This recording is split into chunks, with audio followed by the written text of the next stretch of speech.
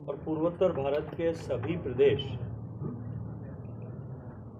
जो आज़ादी के बाद से लगातार विकास की दौड़ में पिछड़ते हुए अपने आप को अलग थलग ऐसा महसूस कर रहे थे, उन सब को मुख्य धारा में लाने के साथ पूर्वोत्तर भारत में विकास की गति को पंख लगाकर पूरे देश को एक साथ आगे बढ़ाना,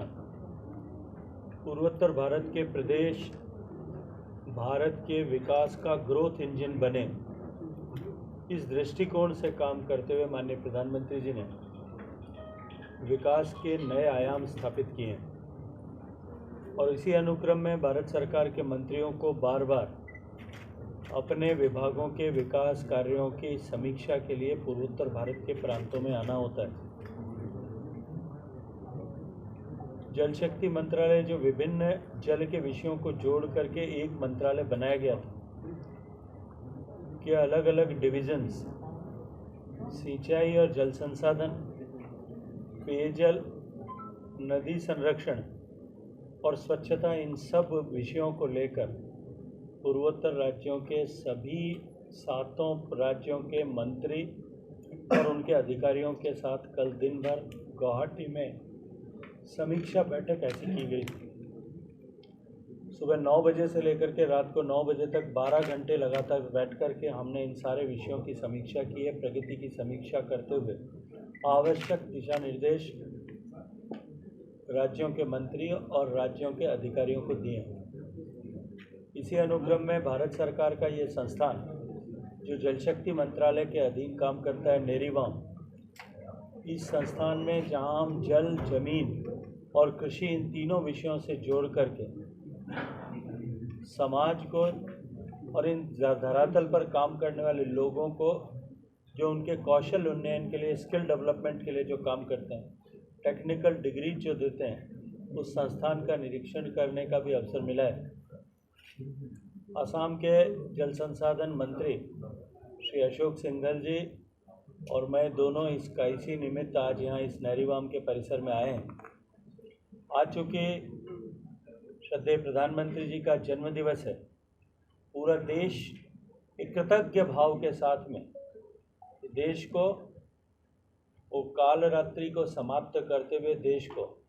एक नए उजियारे की तरफ ले जाने का मार्ग जो माननीय प्रधानमंत्री जी ने प्रशस्त किया है और अपने जीवन को जिस तरह से सेवा के लिए समर्पित किया है। और पूर्वोत्तर भारत के सभी प्रदेश जो आज़ादी के बाद से लगातार विकास की दौड़ में पिछड़ते हुए अपने आप को अलग थलग ऐसा महसूस कर रहे थे, उन सब को मुख्य धारा में लाने के साथ पूर्वोत्तर भारत में विकास की गति को पंख लगाकर पूरे देश को एक साथ आगे बढ़ाना, पूर्वोत्तर भारत के प्रदेश